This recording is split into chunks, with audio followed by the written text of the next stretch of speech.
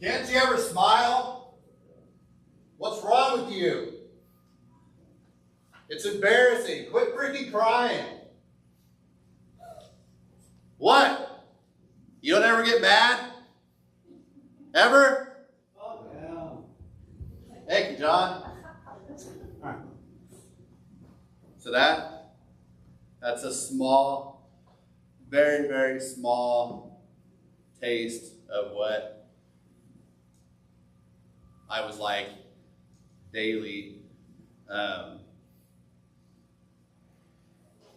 before coming to Christ. And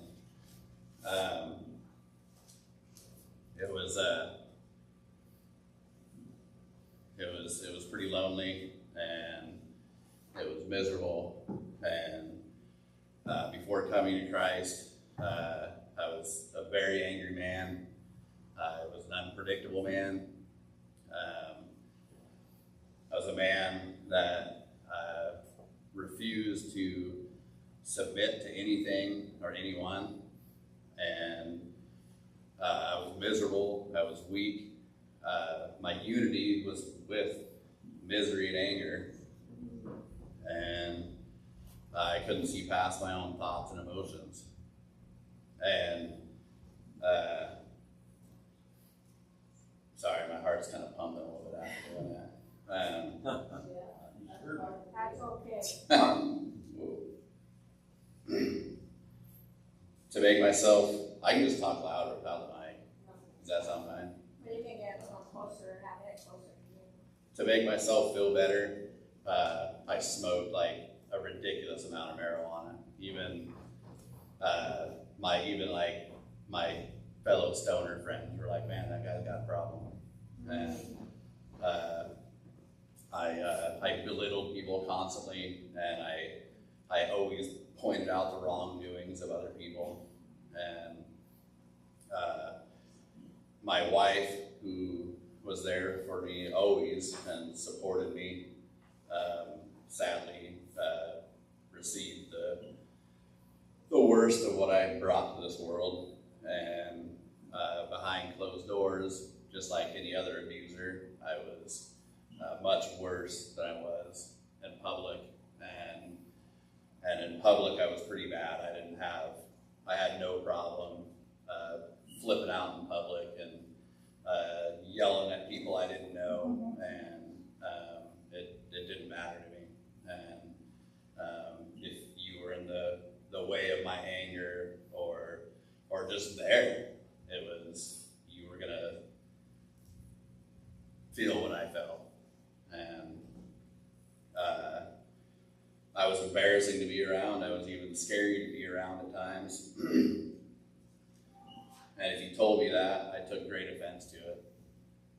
And not because you were wrong, it was because you were right, and I knew I was in the wrong.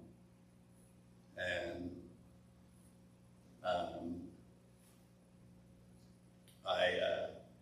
I wasn't going to admit that to anybody, and I was ashamed to admit it. For me, admitting and submitting was a weakness. And jumping forward to the day I came before Jesus and submitted myself, and admitted that I was powerless, I felt the weight of the world just fall off my shoulders. And I tried heavily, and I begged him. I begged God for guidance. I begged him for forgiveness. I begged him to make me into a better husband. And on that day, I began to build a unity with Christ.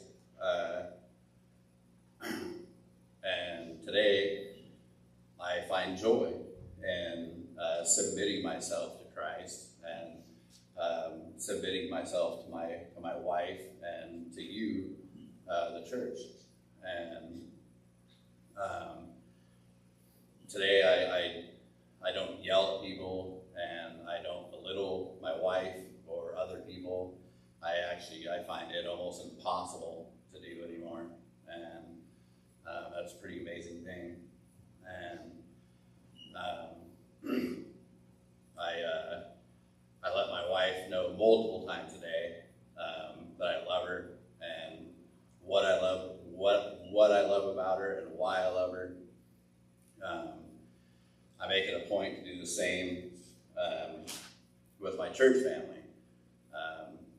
I know sometimes I make some of you feel awkward because I like to come and tell you exactly what I like about you and why I like you.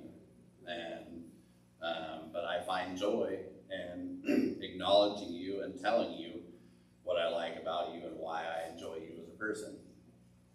And,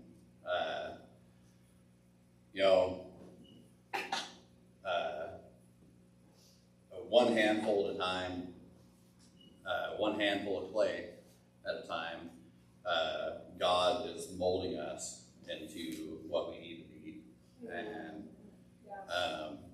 And with one brick at a time, He's laying the path down of where we need to go. And before being baptized and truly and faithfully accepting Jesus Christ into our hearts, we were like a bowl of dry ingredients. And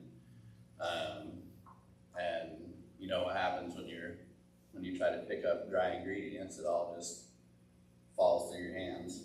And it isn't until we add the egg and water and heat that it becomes a beautiful golden toasted loaf of bread. And whether you're the flour, salt, sugar, or baking powder, it matters not. And we must accept I got a dry mouth. Accept the yoke of Jesus, step into the water, walk through the fire together, and come out as one loaf. United ingredients that all have the same taste and texture. So I implore you today, if you haven't already introduced yourself to Jesus,